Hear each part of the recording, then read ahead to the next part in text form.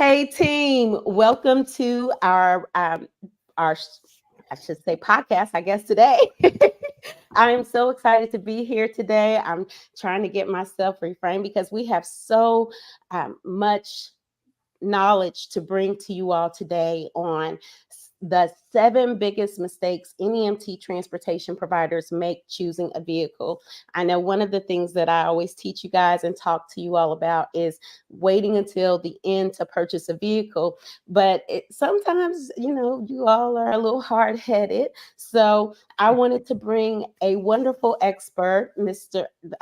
Director of, hold on just a second, John Maselli. He is the National Director of van sales with Model 1 commercial vehicles. So he is here to share some of his experience and especially what's going on now in the industry and some of the big mistakes that new entrepreneurs are making that may cost them. So make sure to please like, share, subscribe, and hang out until the end because we have some exciting news to bring to you about a wonderful new gift we're bringing to you guys.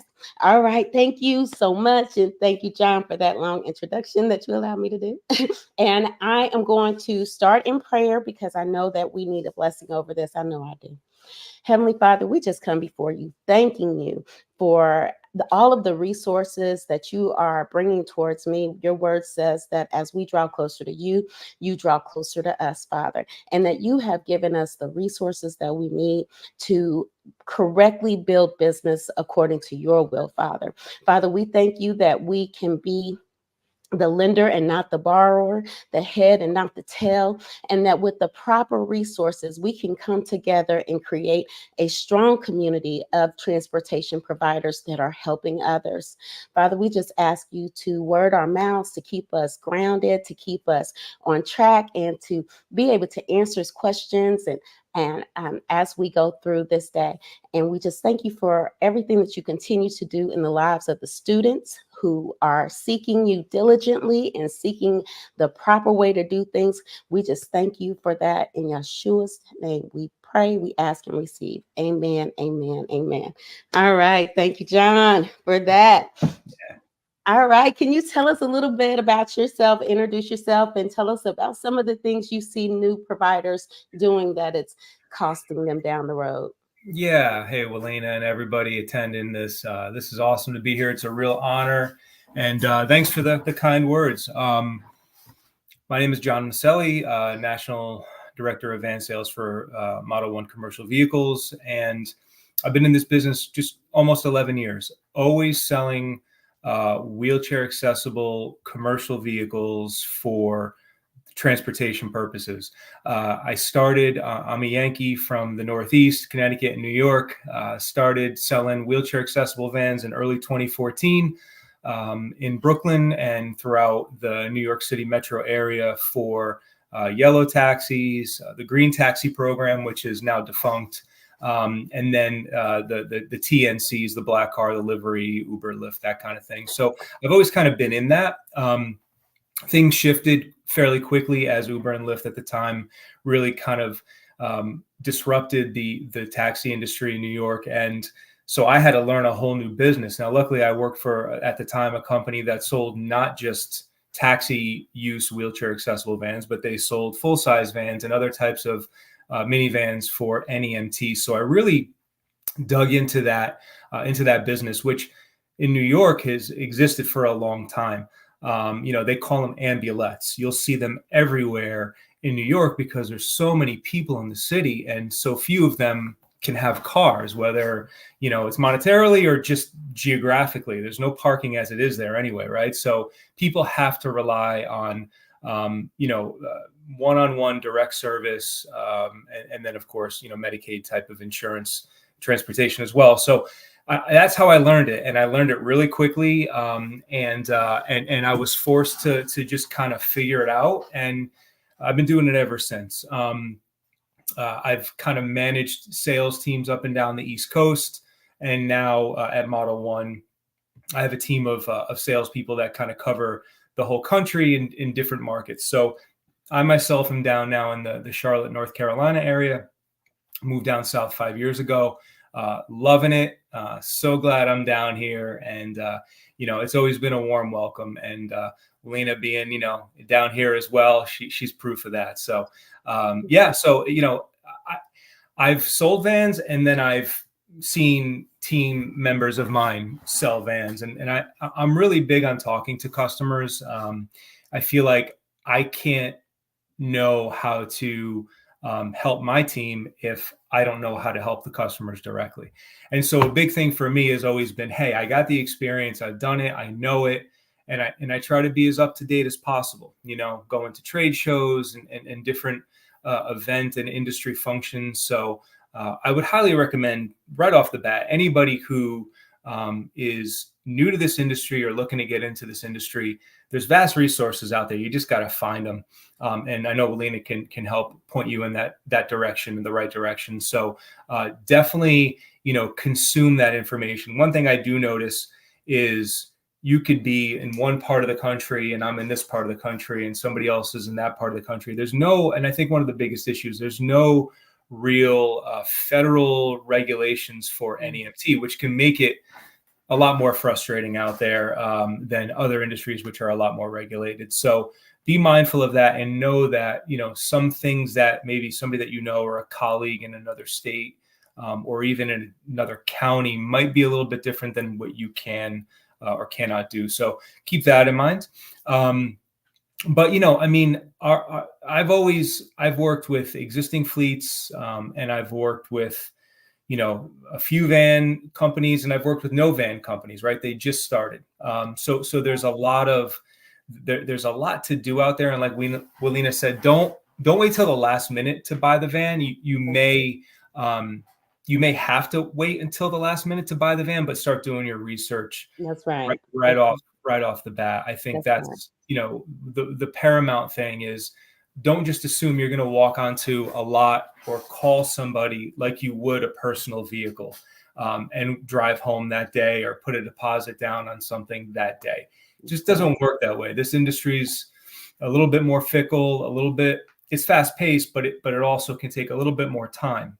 And also remember, I say this to a lot of people, your vehicle or vehicles is your business, really. I mean, it's just got four wheels on it, but it has to be running well and efficiently for you to, capitalize on the industry and make money, quite honestly.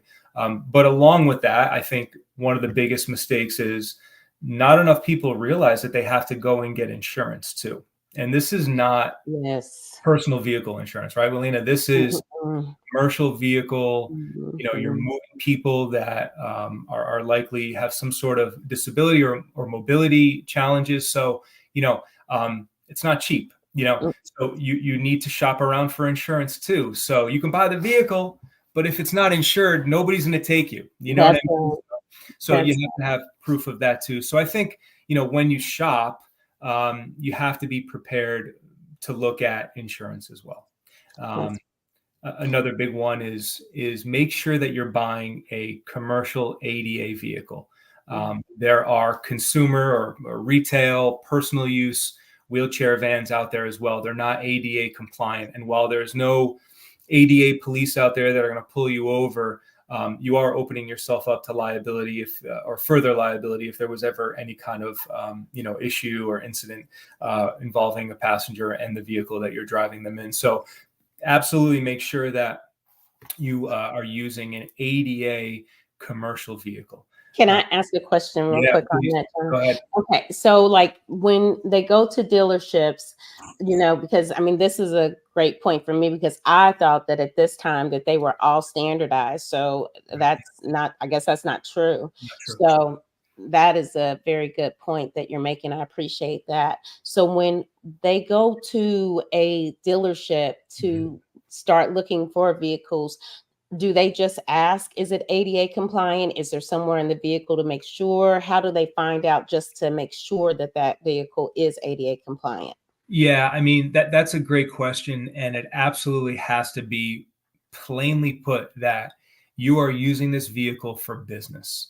This is not for a loved one, a family member. And yes, we may love our customers ultimately, but it's not family, right? We're using this to move and transport a variety of people, not just one or two people who are in the family. And that's usually what the consumer vans are for. They're dedicated to one person. So they don't actually have, well, it's funny, they're actually more expensive than the commercial vehicles because they have like powered ramps and those kinds of things. But those types of ramps generally, at least if we're talking about a minivan, do not stand up the test of time and the high use that, an NEMT provider would be putting on the vehicles. So at the end of the day, you have to go to a dealership and say, hey, I have a transportation business, NEMT business, whatever it is, and I'm looking for a commercial ADA vehicle. Now, there are, you can go to a variety of different websites. You can even, if you want to dig into the actual ADA legislation, you can read these things. But primarily, and this is really important, folks, for when you go and buy, if you want to buy a used vehicle, and there's challenges with that too, which we could always get into, but a lot of times people go buy a used vehicle and they'll buy it private market. They won't even buy it from a dealership. They don't even know what they're buying. And frankly, the seller may not even know what they're selling, or they may, and they may not care, so they're not putting you on the right path right out of the gate. And that's going to be a problem. So a couple things that you can tell right off the bat. First and foremost, in the back area where the wheelchair passenger would sit, there shouldn't be any carpeting at all, whether it be on the floor or on the side rails or anything like that. It should be commercial grade flooring. That's actually a requirement. Got you. Okay. Yeah, Look, I'm like, well, I didn't know that. Keep an eye out for that. It's not always the case, but I can tell you, if there's carpet, you got to be concerned, and you got to talk to them, and you got to look for other things. The door opening has to be a minimum of 56 inches.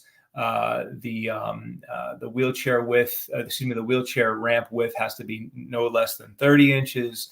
Can I ask a question real quick? Yeah, please, Melinda. Yeah. Does it matter whether or not it is side entry or rear entry for that vehicle? Yeah. Great question. No, it does not matter. It does not matter. Okay. There are side entry and rear entry commercial ADA conversions out there. Interestingly enough, though, if you do happen to need to buy, or are looking at a side entry, that's where more concern needs to come into play, because the majority of the non-ADA consumer vehicles out there are side entry, not rear entry. So if it's rear entry, it's likely going to be the case. You definitely got to do your due diligence. But if it's side entry, then it absolutely got to be super, super sure that that's the case. So let me just for clarification. So with the side entry vehicle, you run the risk of it not being ADA compliant. So you need to just double check that it is ADA compliant. Correct.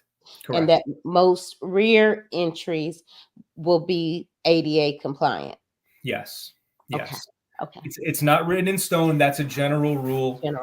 Again, do your due diligence. What I would always ask for is an invoice or a buyer's order, or even a proposal, that breaks down the vehicle and the conversion. You need to know who the conversion manufacturer is. There's a few out there. A lot of times on that piece of paper, on that document, it'll tell you the name or the style of the conversion, and 9 times out of 10, it's written out in black and white. So as long as you have that, you should be pretty comfortable. Again, if it's like a $80,000 minivan, be mindful, something bad is taking place, whether it be they're possibly overcharging you, but ultimately you might be buying a consumer vehicle, which is more expensive. There's very few commercial ADA vehicles out there now that have, at least in a minivan, that have a powered or motorized ramp. Okay, so just keep that in mind. If it's a power motorized ramp, likely 90% chance, 95% chance, it's not ADA compliant. So it's funny though, people think, oh, I want to spend more money, I want to get the better thing. That's not the case. The way it is that you're looking to buy, a real kind of commercial grade vehicle that is not dedicated to any one person or demographic. You'll do multiple pickups a day, a week, a month, a year, and it could be a variety of different type of ride, dialysis, a hospital discharge, doctor's appointment, whatever it might be, right? Can I So, interject real quick? yeah, please go ahead. Sorry. I just no, it's okay. I'm No, like, while you're speaking, like it's like the epiphanies are going through my head, like what those inspections are actually for. Yeah. They're actually looking to see if it has carpet, if it's ADA compliant, if it's motorized. I'm like, wow, like to know that that's what they're doing. Yes. I'm just like, what are they looking for? Yeah. There's a lot to it, and again, some areas are looking for even more detailed things that are specific to those local regulations. So you never know, right? But start off, you're gonna have a much better, inspection and visit if it starts as ADA to start, without a doubt. So, so that's kind of the run of the mill there. I mean, I have a list of things that we can continue on. I don't know. So what I was, because I love this. I mean, it's just going great. So what I wanted to know is that, because I know one of the things that I teach my students, and because I see so many people, what I call getting set up backwards, where they go out and they purchase a vehicle, they get the insurance and it's commercial, but they don't have their business foundations ready. They don't have systems in place, and they don't have the methodology to run those systems. So they end up what I call backwards. And so when they're backwards, they don't even have the broker on hand, So I always recommend that they don't start getting that, start researching that vehicle until they've got their business plan, they've got some systems in place, and they're starting to build their credit, they've got these things going, and then we start researching the vehicle. So we talked a lot about researching the vehicle. What do you see as far as funding, down payments for these vehicles? What are some of the mistakes that some of these entrepreneurs are assuming? Yeah, great question. And 100%, it sounds like we're kind of contradicting ourselves, because you don't want to wait till the last minute to buy the van, but you can't buy the van right up front, because you have so many other things you have to set up first. And obviously, 𝗙𝐿ena, that's where you come in, right? So a couple things. I think another big mistake, and I'm gonna get into kind of one of my little guidelines that I use with people that are new to the business. But another mistake is not having any cash for a down payment. So you asked about that, 𝗙𝐿ena. You mentioned it. It's very important to know that, again, you're not buying a personal use vehicle. There's no minimal money down anymore, especially with, everything, the high risk and everything in the industry that's just inherent to the day today. Rates are still kind of high when it comes to loans, finance loans and that kind of thing. So you should be prepared to put down a minimum, if your credit is good, 10%, if not more, right? If it's a $65,000 minivan, you're probably going to ask me to put down $7,000 to $10,000 right off the bat. Now that'll help lower the payment a little bit, right? Because you're borrowing less money, but you got to have that. So when I've talked to people that are new, the first thing I ask is, have you started your business yet? Like, have you incorporated or got your LLC, whatever it may be? But I talk about the 3 C's: cash, credit, and contracts. Again, it's just it's really simplistic, but you got to have cash to put down. You got to have decent enough credit, right? I mean, there are some banks out there that are coming back that if you are credit challenged, ultimately they could probably help you. But just know, as you start, you're not going to be able to use your company's credit, your business credit, because you're brand new. So, you as the business owner will have to personally guarantee the loan. Again, maybe if you have a business partner who might be just on a little bit of the better side of the credit score. Hold on. So let me just share my experience with that. Listen, I have seen too many times these business partners who come in together, and one of them got bad credit and the other one got A1 top of the notch, credit, and they can't get anything because they got that partnership agreement. They're doing it. And that's, and I tell my new students, I tell them, just be patient. I know that they hear, get done in 90 days. You can set up things in 90 days, but that doesn't mean that you're ready to go into action yet. Build your personal credit up so that you can get a better rate on your loan. On your commercial loan, because all of these things tie together. It may take a little bit more time, but where are you really trying to go? If you're really trying to create a sustainable business and a sustainable legacy for your family, then it should take time. So yeah, I'm in total agreement. Love it. Well said. So cash, credit, and then contracts, right? You mentioned a broker of some sort, right? There's a few out there, and that's only one way to get business. There's a lot of other ways. Which, by the way, another thing here is don't put all your eggs in one basket. That's another mistake I've seen. Look to diversify. May not be right off the bat, but look to diversify. Don't put all your eggs in one basket. But working with a broker, there might be certain requirements out there, right? So again, have some sort of contract ready to be signed, if not already in place. And again, that varies state to state and different revenue streams.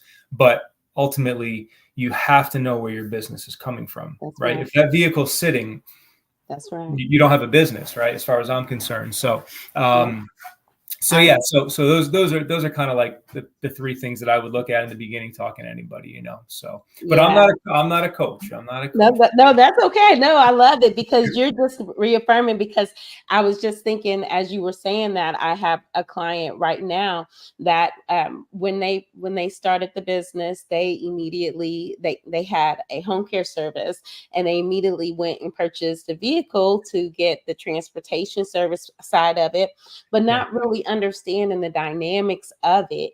And when they hired me as a coach, she was like, let's go. And I was like, we can't do it that way. We have to sit back, we have to rebuild, and we have to do your business plan. And it's very anxiety filled for a lot of individuals who've never run a business to understand the importance of planning for what it is you're actually about to do.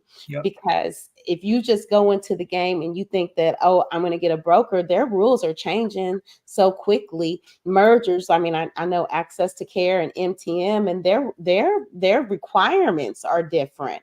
So those that aren't grandfathered in, they may be risking, not being able to get there.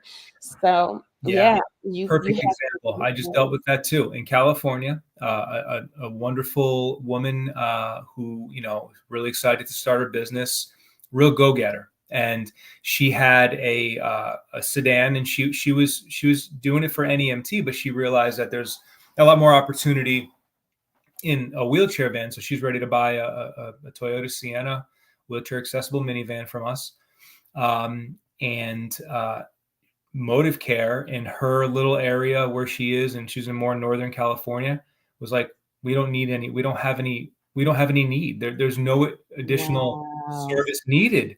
And it's like, wow, really? So, I've seen in some areas, the pie is getting split up a lot. So you got to do your research on that end too. But that also, and I told her, I said, look, that's not the only way you can get business. That's right. That's not it.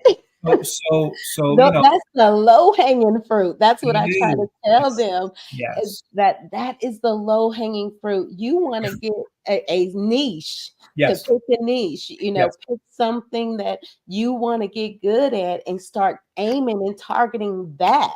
Because there's so many people that can't get a ride because companies are tied up with brokers. Yep, it's so true. So there's and I'm sure, Willena, you can get into that on a more individual basis, but there's a lot out there, and there's some great ways to make money. You just got to work it a little bit. You got to get out there. You got to be aggressive, and you got to be open-minded. I think that's another thing is a lot of people that are new in this business, they're not open-minded. I think that's a big mistake too. Be open-minded. Listen, talk to your colleagues. To talk to other people in the industry. That's why I think a lot of the the trade shows and the different organizations that really cater to this market are so important to belong to and be a part of. A lot of them will have monthly meetings and newsletters and different forums and stuff like that. So I would highly advise that. I'm a part of it as a dealer. I And love it. it's great for us, obviously, but I think the camaraderie amongst all of the TPs is really what is what's most important to those, or that's the lifeblood of the organization. So yeah, so a couple of other things. So what I'm seeing, and just switching gears real fast, what I'm seeing as well in this industry, especially ever since COVID, but even before COVID, it's really hard to hire good people. It's really hard to hire drivers. Now, I think another mistake is these business owners think that they're never going to have to drive the vehicle. And so I get that. And I love that, entrepreneurial spirit of like, hey, I'm the owner. Like, I don't need to do that, but you may not have to, but you may have to, especially if, you have hire somebody who's not reliable or ultimately doesn't work out, right? You got to vet your drivers, vet your people, really find somebody who's interested in helping people, because that's really what we do. But I would say you as the owner better dang know how to drive that vehicle and be comfortable driving it. And then the most important part of that is the safety part, right? You need to absolutely know, without any mistakes or hesitation, how to hook up safely and securely your wheelchair passenger vehicle. And can I interject just real quick? Don't lose yourself. And make sure that everybody in your company knows how to do the same thing, and you have an in-service on it, it's signed off. And if you see something not being done right, that you stop it and you change it. Amen. No, I mean, it's so true. I mean, even if you have like a receptionist, have that person, him or her, have them know how to do it. It won't hurt. Knowledge is power anyway, right? Especially when it comes to, working with people with disabilities. I think it's just a great thing to know. And so you as the owner should be able to train every single person that you bring into your organization how to do that. And the only way is by you doing it and you knowing it and you just being flawless at it. So that's really big. Just a little aside. And I've been on a few different conversations within this industry. So if anybody's seen me before, they may have heard me say this, but when I was selling wheelchair taxis in New York, I was also trained by Easter Seals, the nonprofit organization. I was trained by them to perform the mandatory TLC, the New York City Taxi Limousine Commission, their 3-hour training for all drivers that are going to use or were going to use wheelchair accessible vehicles. It was 2 days a week. I did it at 2 different taxi garages in Queens and Brooklyn. And, I had anywhere from 10 to 30 drivers each class with me. And it was, like a good hour or so, hour and a half of like sensitivity training and history on the ADA and all that stuff. Admittedly, a lot of the drivers there were not American, right? Not from the country. So I think it was eye-opening for them, and just a great kind of learning experience. But also, how to respectfully treat somebody who's in a wheelchair, right? I mean, the answer is you treat them just like everybody else, obviously, but still kind of knowing certain things, what to do and what not to do. The more important part, I shouldn't say that. Another important part is literally I had a wheelchair and I had a car there, a wheelchair accessible taxi. And I literally made everybody be a passenger and a driver. And everybody had to hook up and secure properly and then unsecure each person at least once. So again, I am so I'm that's a big part of me, even just because I'm selling these things. It's really important that safety and training and you as the operator knowing how to do it.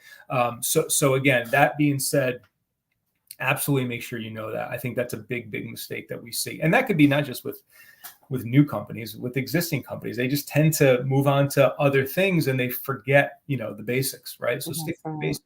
Yeah, That's right. I know I talk about in my training programs and courses how important it is to in-service.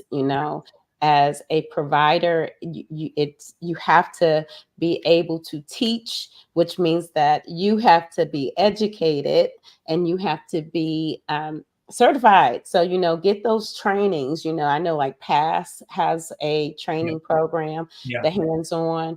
portion through the CTAA. I don't know if NEMT has it through them too. I don't know. I don't know if they're doing it yet. No. Yeah. So, but that PASS hands-on is exactly that training. You have to go somewhere, usually within your state, you sit Yep. with them, Mhm. and that person will train you on how to properly secure that the devices and make sure that everything is right. They're going to make sure that even to your greeting, that you greeted the client correctly, and that when you put them in, and how to, so it's a wonderful program for everybody in your organization to go through. Absolutely. Truly. Yearly.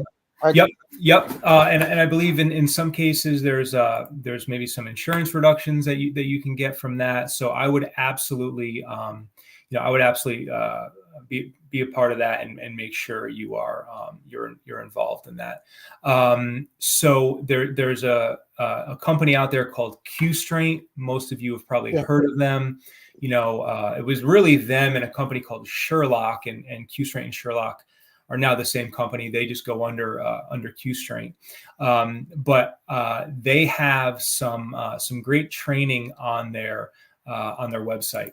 So I would absolutely go to 𝗙strength.com. That's 𝗙strength.com, and you can go to their website. They in fact have courses. They have a monthly webinar. So I would absolutely go and check that out. In fact, I will go and put it in the comments. Or would you rather me just email that to you? Either way, we'll do fine. If you want to put that on there and I'll in the comment, then I'll flash it on the screen.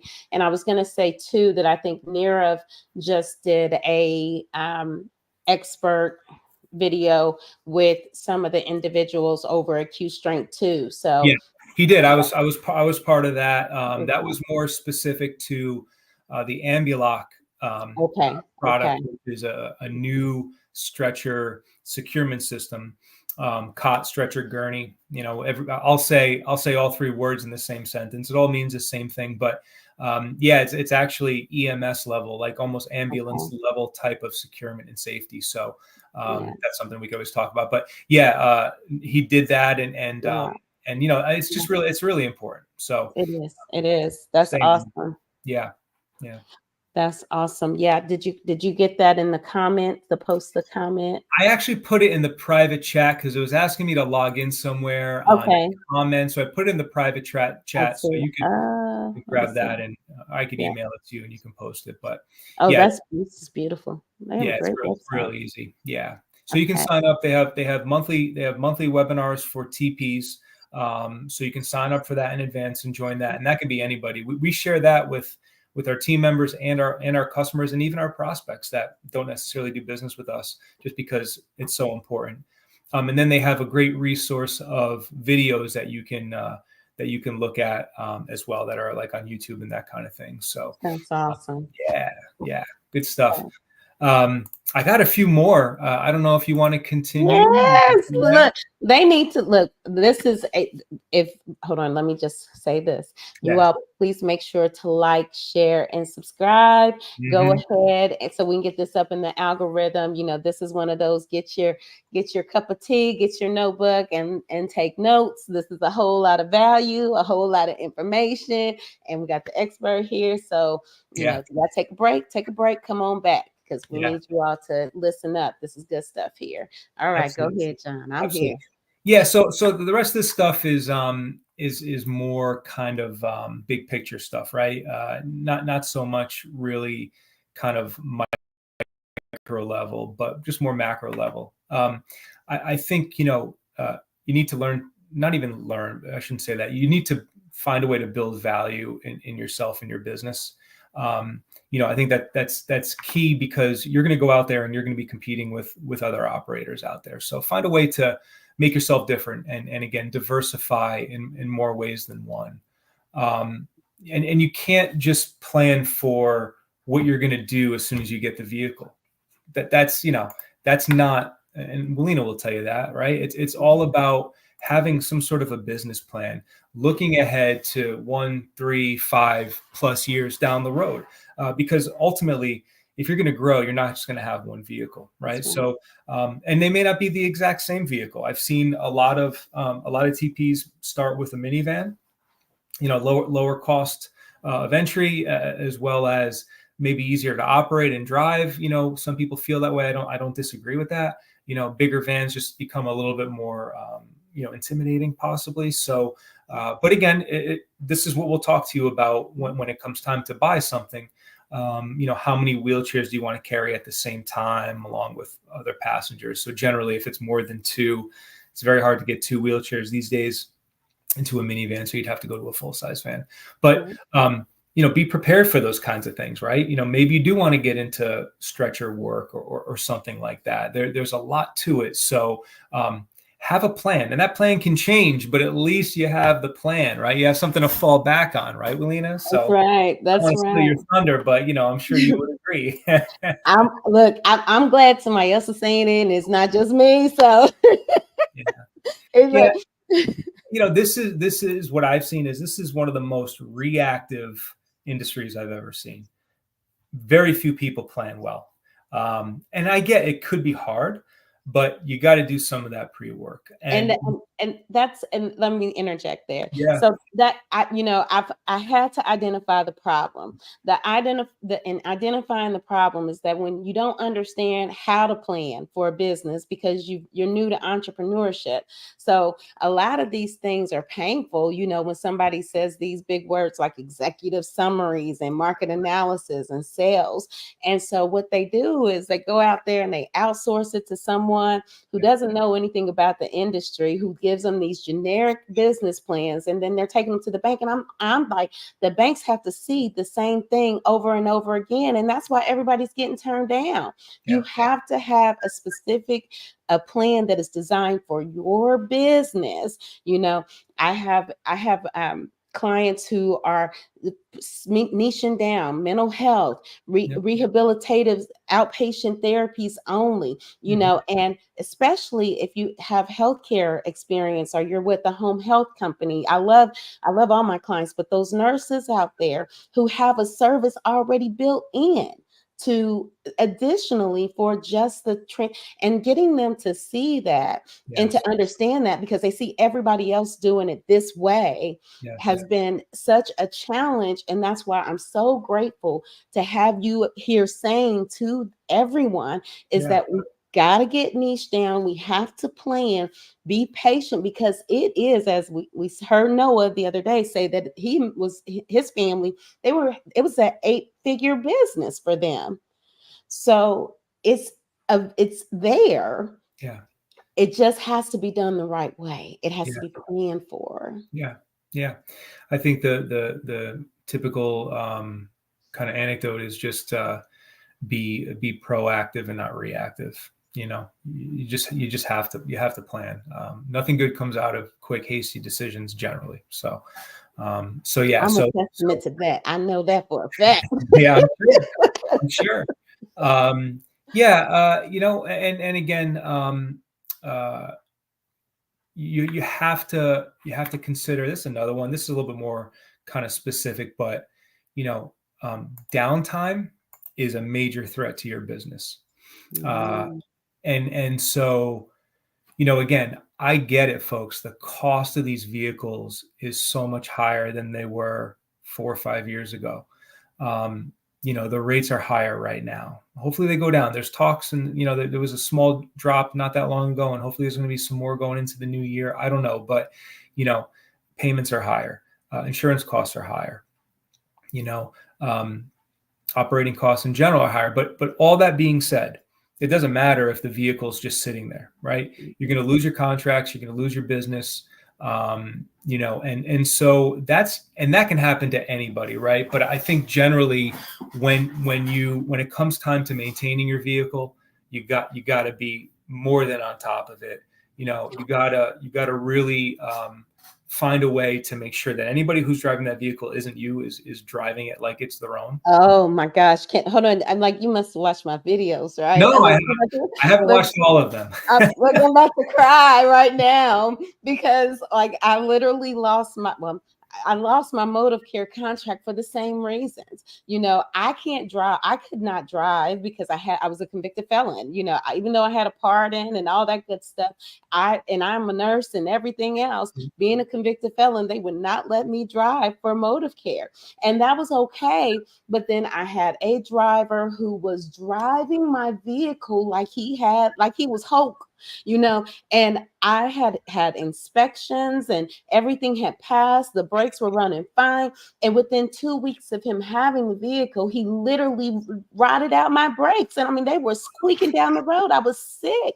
Yeah, it's terrible. And then I had to take the vehicle out of service, which was, you know, now that I've spent all this money and I didn't have a plan and I didn't have any money, I'm sitting here looking at my husband. He's like, you know, I'm gonna put this on my credit card.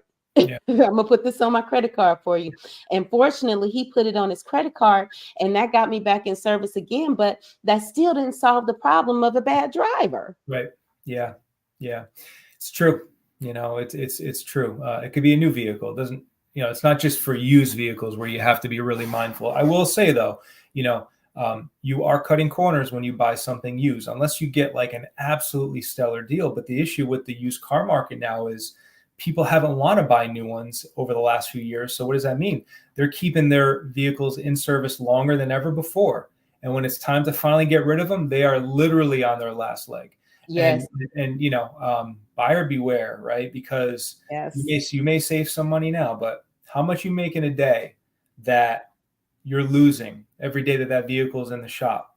I see trucking, like the whole trucking industry, like floating in my head. My brother was a truck driver, and he went out and he did the same thing. You know, he wanted to get into and purchase his own vehicle. So he leased purchased a vehicle, worked for the guy, and was getting the payments taken out. The vehicle was having all these problems. He was responsible for making all the payments and fixing everything up.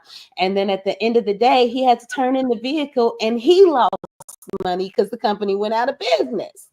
And didn't get paid. So you see that, you know, he would have been so much better off if he would have stacked his money back for 2 to 3 years while the industry was making all that money, and then just went out and put a down payment on something that was brand new instead of rushing it. 100%. You know, it happens all too often. So just be mindful of that. Downtime is a threat, and then some. That's an awesome point. Thank you so much. I appreciate that. I'm looking to see, you gave me a wonderful list. And so I think you have like completely covered it. Not learning how to operate it yourself, must have ongoing training, not building value in yourself and your business. Let's go into that. Did we talk about that? Not really. No. Let's talk about that. Yeah. I mean, again, I think, you know, I think there's a lot of operators out there that just do it. Right. And, you know, you're going to have customers out there who are going to remember you and share with you. I mean, a perfect example is, you know, the adult daycare centers in some states out there. Right. Sometimes they'll operate their own vehicles, but a lot of times they'll use a TP. And, you know, I've gone to those places to talk to them and be like, you know, try to solicit some business, obviously. Right. I'm a sales guy. I'm sorry, everybody. I'm a sales guy by nature. But, you know, I would say to them, hey, listen, you know, like, you guys don't have your own vans. Okay, who do you work with? And they're like, oh, you know, we work with these guys and, you know, they're not that great. Well, what do you mean? You know, their drivers are, you know, not happy and the vehicles are always beat up. Well, you know, a lot of our customers don't even want to go in them, but they have to. I know I'm kind of getting off that path, but I think at the end of the day, your value and your brand is so important. You know, you'll make a couple people happy. You make somebody happy, they'll tell a couple people. But if you upset somebody, they're going to tell a lot of people. You know, you know. So there's an operator out there in the Panhandle in Florida, and he's bought some vans from us. And there was a real screw up with his scheduling, and the guy waited, sadly, outside for over an hour after his appointment in the Florida heat. And the operator, you know, the owner of the business was ready to just say sorry and never see the guy again. But, you know, the other thing, the thing that the customer said was, hey, your vehicle's really nice, always really clean, and your driver's always really nice. So I'm still gonna work with y'all. You know, Amen. woo, Amen. I mean, you know, in the Florida Amen. heat, you know, I mean, you know, Amen. you're in a wheelchair, Amen. you know. So again, those things go a long way, and you know, it's maybe we take them for granted, but you know, Oh, ultimately you can't. So yeah. oh, we on the same vine, you know, because I literally after this video, I said I'm gonna create a little reel and talk about that because you know I think that we in transportation as a transportation provider, you're in sales. You're in sales. When Yep. someone calls you, they want to purchase a service, Yep. but if you don't close the sale, then you lose the customer. So the way that it's being approached with just the how many miles, you know, I mean, take a moment to get to know your client, you know, Yeah. ask them, where are you going? How's your day? You know, how many providers have you called before? Why did you not to decide to go with that provider? You know, what services have you used before? And okay, well, let me tell you how our service, how Right. we treat our clients and what the difference is going to be. And this is why you should choose us, right? So it's a whole different perspective than just getting that dollar and getting that $250 client. You want to, our customer, you want to turn them and convert them into clients by that relationship, Right. being kind and compassionate, reliable. Yeah, I mean, you could, first of all, you can learn a lot from your customers. You can learn what to do and what not to do. You can learn what your competition is doing or has done that may help you, right? And yeah, not only do you have to close it, but you have to make good on what you promised them. That's right. right. So it goes all the way to the end and back. So yeah, so I think that, you know, that's just one aspect of the value in yourself and your business, but it's a big one. So Yeah.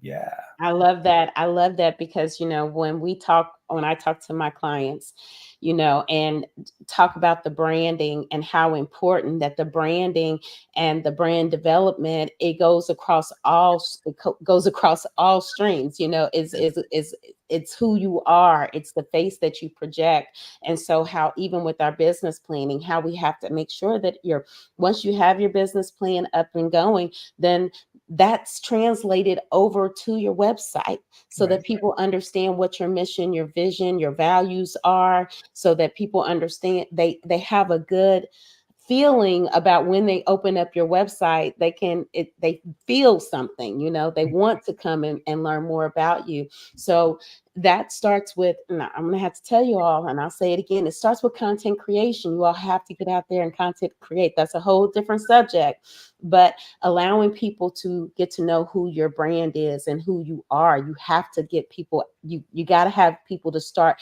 having value in who you are, because there's so much competition out there. You have to stand out. Absolutely. I like it. Amen. Yeah. Amen. Well, thank you, John. Let me see. I'm trying to make sure that we've talked about everything. You all make sure that y'all like, share, and subscribe, because this was some good stuff. Don't listen. I remember somebody said, you know, everybody charges for everything. And I'm like, look, I don't charge for anything initially. I give it to you all for free.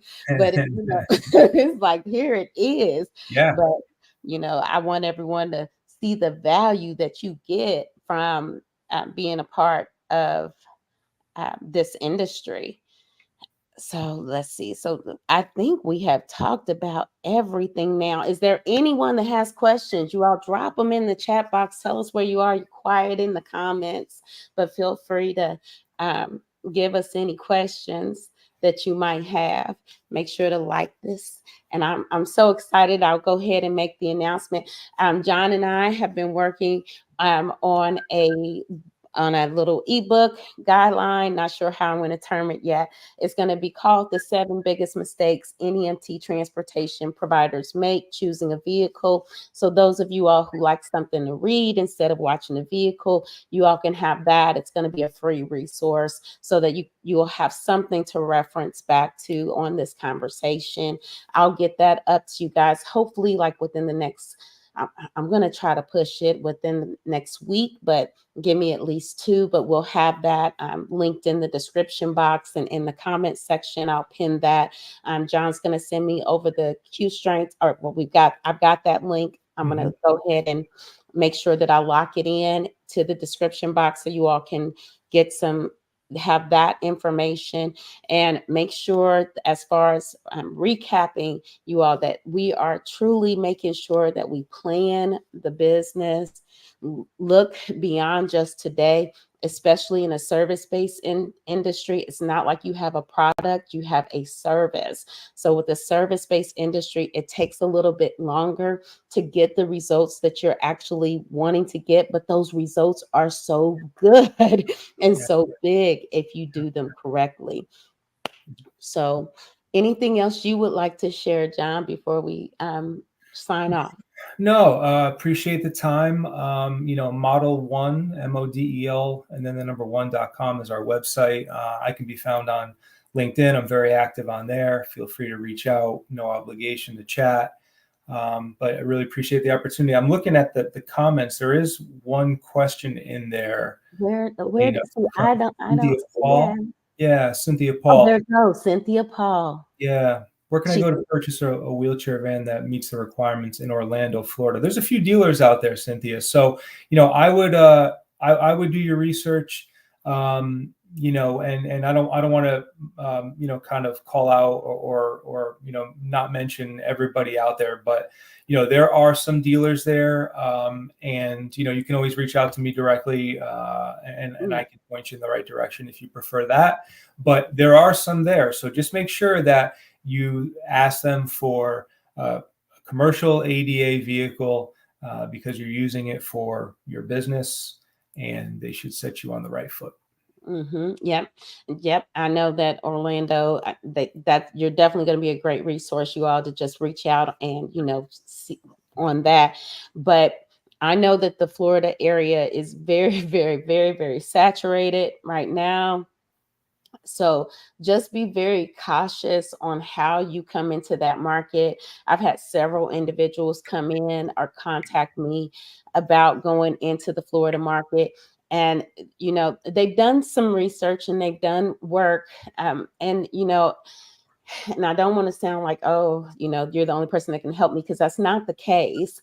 But you have to really be strategic on how you enter into that market, because if you're not doing it, anybody can pick up the phone, like literally, and just like 411, hey, and 1,000 providers will pop up. They come a dime a dozen. They're in Florida.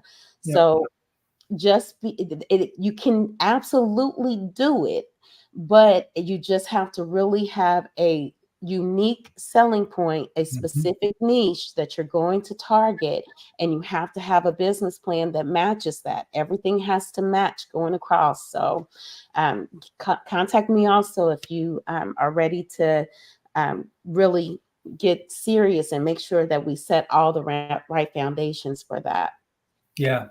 Yeah, that's a really good point. And actually, I want to mention something to everybody out there. I was just reading an article yesterday. Not only is it saturated with other TPs, but this article was saying how in many markets, Uber and Lyft are taking people on medical appointments. And they called out specifically Georgia, Arizona, Mississippi, Washington, D.C. And that's great and all, but are they really the best for offering the kind of service that we're talking about here, and safety and all that? I don't know. I'm not disparaging them. 𝐿ENA, you may have your own thoughts. You can go back to when I started this channel. My crazy hair and everything, I was telling y'all, Y'all beware. Uber and Lyft are coming into the market. Don't just come in with the wheel with a vehicle, regular sedan vehicle. You better upgrade coming in. So I have been preaching the same thing, but now what I want to tell you is that their model is changing, and let me tell you what they're doing, especially out in Texas. What they're doing is purchasing NEMT businesses, are creating contracts, getting contracts with NEMT businesses so that you have a lucrative contract. If you're naive in business, you believe that it's a great contract, you get this contract and they basically broker you out, and you're broker dependent again, and Uber and Lyft are using you for their trips, and you're not really creating a business, you're creating a job for yourself. And there's two different things. Yep. Yep. So again, be mindful of that. There's opportunity out there, right? And it's there for the taking, but you got to have that plan. So, but this was awesome. I'd love to do it again at some point. Oh man, love it. Yeah. It's great. I love it. Thank you so much for being here. You all make sure to like, share, and subscribe. Make sure to share this video with a friend, and I will see you next time. And again, thank you, John, for being here with us. My pleasure. Thank you, 𝗙𝐿𝐴na. Have a great day. Bye, everybody. Be blessed.